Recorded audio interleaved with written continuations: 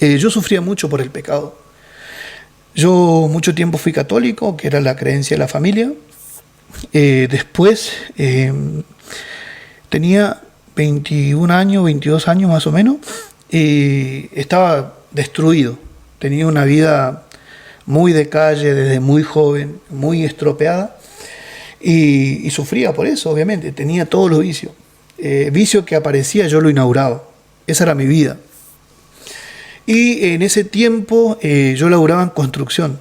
Tenía diferentes tipos de oficios, pero uno de los principales era la construcción, la plomería, la electricidad. Y todas las mañanas, de tanta angustia que tenía, me bajaba tipo 10, 10 y media de la mañana a llorar de la angustia que había en mí. Estaba pasando una situación muy difícil en mi casa y quedé como cabeza del hogar, digamos. Y tenía mucho sufrimiento. Y una persona, un muchacho, en realidad es un amigo, mucho más joven que yo, en ese entonces yo tenía 22, seguramente tenía 15, 16 años. Él me empezó hablando de Cristo, con un cigarro en su mano, pero él me hablaba de Cristo, ¿sí? Y me invitó a una iglesia y todo así. Hasta que yo un día fui a la iglesia. Te hacen hacer una oración de entrega, que si bien lo nombran a Jesús, lo nombran a Jesús, pero no lo ponen como el más importante, como lo único y necesario que nosotros necesitamos para ser salvos, la obra de Jesucristo. Pero a partir de que yo empecé a ir a esa iglesia, yo empecé a leer la Biblia, ¿sí? Empecé a leer la Biblia, leía la Biblia. Para el año siguiente, mi pensamiento empezó a cambiar. Yo laboraba en construcción y a partir de ahí empiezo a estudiar. Yo había terminado el secundario en tiempo y forma, nivel inicial, primaria y secundaria, porque en mi casa no había espacio para decir, no, yo no voy a la escuela. Vivíamos en un tiempo donde era te vas o te vas. Y entonces íbamos a la escuela, terminé mi secundaria. Cuando terminó la secundaria yo le dije a mi papá que no iba a estudiar más. No tuvimos acuerdo, pero bueno, en fin. Y yo dejé de estudiar. Pero después cuando yo me di cuenta que no era soplar y hacer botella, decimos en Argentina cuando creemos que todo es fácil, no es así. A los 24 años yo regreso para ya estudiar una carrera. Pero a la par yo me levantaba y leía la palabra de Dios. 5 de la mañana, a veces entraba a las 7 a trabajar, me levantaba a las 5. Hasta incluso he escuchado a algunos miembros de mi familia decir, ¿está loco? Pero ¿quién preparaba todo eso? ¿Quién estaba haciendo? Dios. Dios dice que desde antes de la fundación del mundo, Él ya sabe quiénes son los suyos. Dios ya estaba preparando. Después, bueno, terminé la carrera, me llevaron 4 años, terminé la carrera. Y en esto, por ahí no quiero... porque por ahí hay cosas que uno cuenta más en la intimidad, digamos. En muchas ocasiones tenía una vida desordenada, pero a la vez quería leer la Biblia. Y muchas veces he leído la Biblia compartiendo un vaso de cerveza. Esa era mi vida. Yo vengo de la provincia del Chaco a la provincia de Tierra del Fuego y en lugar de acá vivir a mi manera, digamos, yo vivía en una pensión y lo que hacía era terminar de trabajar, que eran los viernes, salía a 11:30 de la noche, me pegaba un baño y me ponía a leer la Biblia, ¿sí? Sin entender, no entendía. Pero ahí empezaba a mirar internet, quería entender, no lo entendía y sufría más por mi pecado. Porque ¿qué dice la Biblia? Que la ley es para el conocimiento del pecado. Entonces cuando vos lees con ese corazón, cuando vos lees con el corazón tuyo, digamos, siempre te estás viendo vos ahí en la palabra. Entonces yo veía eso y sufría más, sufría el doble. Pasaron varios años. Hace 2 años, 2 años y medio, 3, no recuerdo bien. Sí recuerdo que yo estaba a cargo de un acto, teníamos que hacer un acto y yo tenía que estar al frente como maestro de ceremonia, pero en ese momento yo tenía que salir a hacer algo, un trámite. Y en el camino le dije a Dios, yo sin saber, dije, Señor, ¿cómo si yo leyendo las Escrituras no entiendo? ¿Qué le espera a otra persona que no sabe leer? O que no tiene ganas de leer la palabra de Dios. Y empecé a llorar delante de Dios. ¿Por qué yo tengo que ir al infierno? Si la Biblia dice que Adán pecó, pero yo no entendía que Jesucristo era el postrer Adán. Yo no sabía eso. Y lloré delante de Dios. Dios en su misericordia. Entonces, a la par, pasando los días obviamente, yo seguía buscando. Yo seguía buscando información, bajaba libros de Génesis, de Éxodo, de Levítico, todos los libros así que escribían nombres, con su interpretación del libro de Génesis, de Éxodo, de lo que fuera, yo lo bajaba y lo leía. He escuchado muchos teólogos también, horas me pasaba escuchando. Pero bueno, al final yo me encuentro con un libro, que hace poco le compartí a un hermano. Yo me topo con un libro que habla de Juan el Bautista. Cómo Juan el Bautista, hijo de sacerdote, pasa el pecado del mundo a nuestro Señor Jesucristo en su bautismo. Cuando empieza a hablar de eso, yo me di cuenta que mi corazón cambió. Dije, acá hay algo que nunca lo escuché. Y ya empezó a decir verdad. ¿Sí? Porque ¿quién era el que hacía el sacrificio, digamos, en el tabernáculo? ¿Quién era el que derramaba la sangre y demás? Por lo tanto, Juan el Bautista tenía que ser hijo de sacerdote. Él vino a cumplir una función. Entonces, en ese bautismo, él transfiere el pecado de la humanidad en nuestro Señor Jesucristo. Ahí después, cuando se abre el cielo. Entonces, cuando empieza a hablar de que eso pasó y que eso representa el perdón de nuestro pecado, que eso representa lo que hacía el sacerdote en el Antiguo Testamento y que la muerte de Jesucristo representa el perdón del pecado nuestro, etcétera, etcétera, yo me quedé. Ya faltaba poco para que termine el año y le volvía loca a mi esposa. ¿Por qué? Porque le empezaba a hablar de la salvación. Y tengo otro amigo del cual me llevó a la primera iglesia evangélica, que también empezó a hablar. Le decía, mirá, así dice Juan el Bautista, etcétera. Empecé a hablar de la salvación. ¿Sí? Y obviamente, cuando uno por ahí todavía no lo entendió, empieza a decir, bueno, entonces ahora sí podemos hacer lo que queremos. Bueno, sí, vos decís eso para excusarte, porque sos un desastre, sos un cachivache. Eso te dicen. Pero vos no sabes cómo explicarle lo que hay en tu corazón. Ya en tu corazón hay algo distinto. ¿Entendés? Sentí alegría, por eso sale del corazón.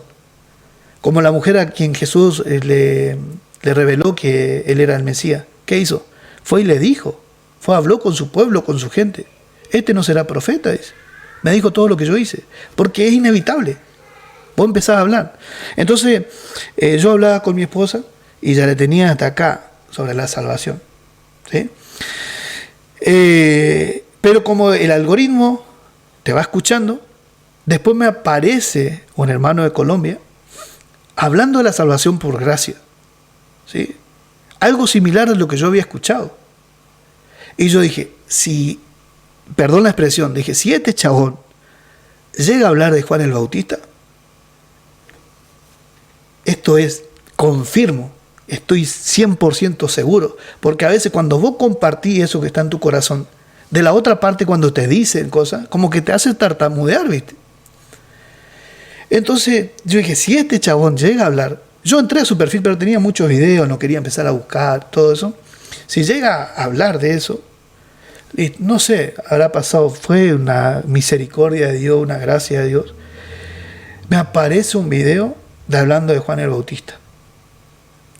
Ahí, con ese corazón tan lleno de gozo, de alegría, ya no importaba qué hora era o dónde estaba para leer la Biblia, pero ya empezabas a leer la Biblia con otros ojos, con otra mirada. Ese fue mi testimonio de cómo yo recibí la salvación. Ahora, si yo soy salvo, ¿no es cierto? Yo estoy diciendo, yo recibí la salvación. ¿Sí? Entonces, si yo digo yo recibí la salvación, significa que al frente hay un Salvador. Si yo necesito un Salvador, entonces significa que yo fui redimido, que alguien pagó por mí. Yo soy salvo por la gracia de Dios, por la misericordia de Dios. para que en el momento que vos te sientas así, de sentirte menospreciado, menoscabado, creer que vos, que el otro recibió salvación porque es más inteligente que vos, que es más capaz que vos, esos son tus pensamientos. Pero la Biblia dice que Dios resiste al soberbio y da gracia al humilde, dice. Si Dios me ayudó a mí, también te va a ayudar a vos. Dice la Biblia que Dios quiere que todos seamos salvos, dice. ¿O no? Dios quiere que todos seamos salvos. Entonces,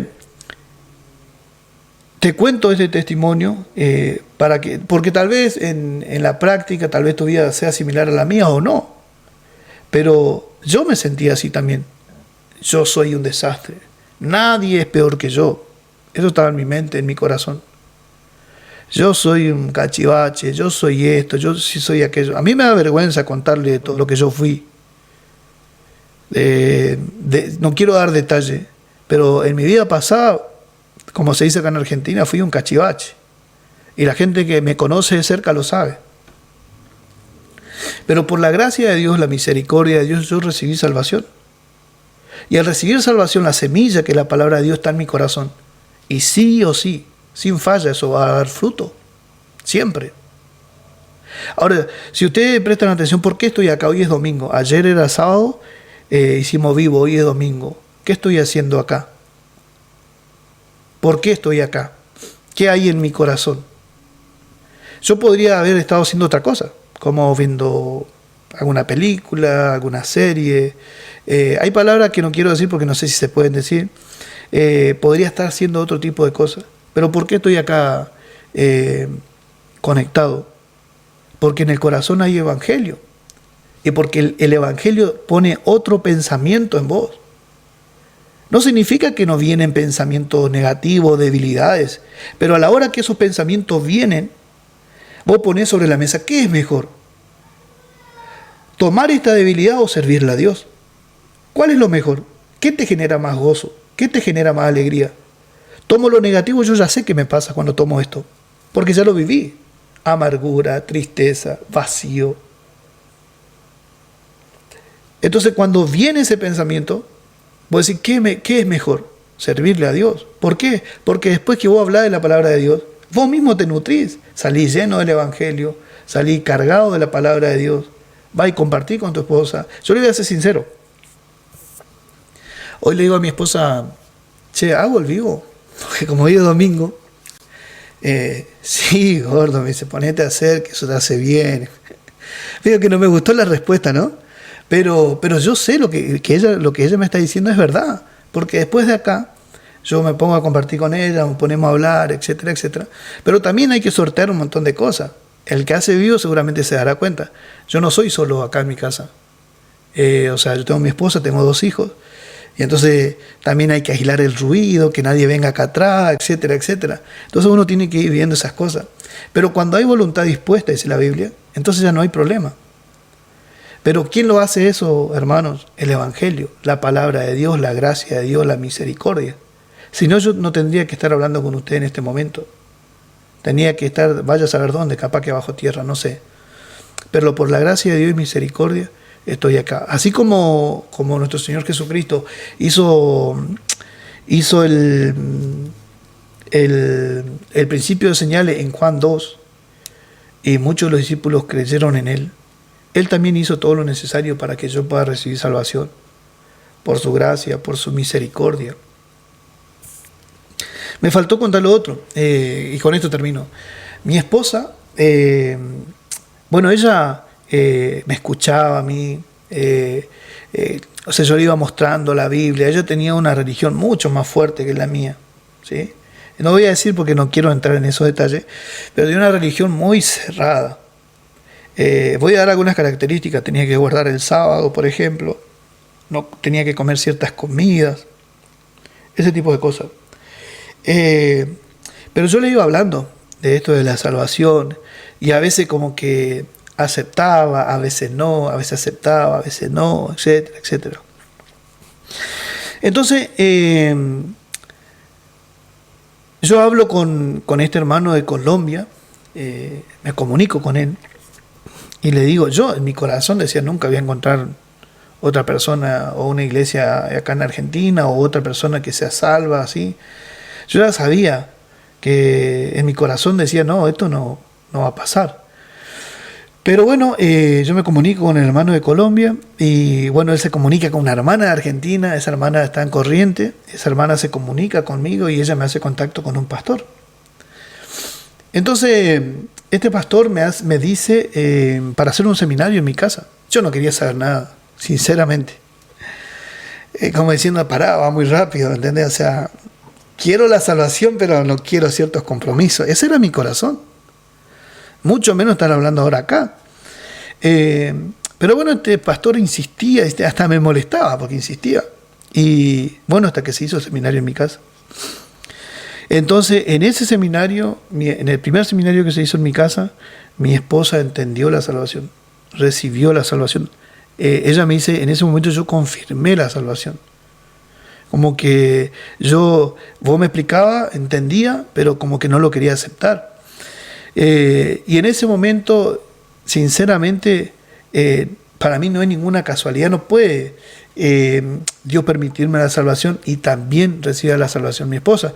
Hay muchos casos, muchos matrimonios que llevan muchos años que el marido se convierta o la esposa se convierta y eso genera muchos problemas. Porque si, por ejemplo, mi esposa en este momento no recibía la salvación, estoy seguro que iba a venir a golpearme la puerta, o iba a venir a quedarse acá atrás o a hacerme señas que me apure, ¿sí o no? Pero ella siendo salva, ya tenemos el mismo corazón. ¿Cuál es el corazón? Servir a Dios, para que otras personas reciban la gracia que nosotros recibimos.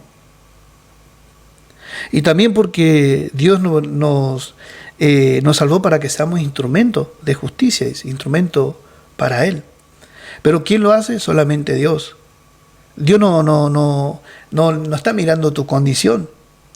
Si Dios tenía que mirar mi condición, era el único que no me iba a elegir, era a mí. Pero ¿qué dice la palabra?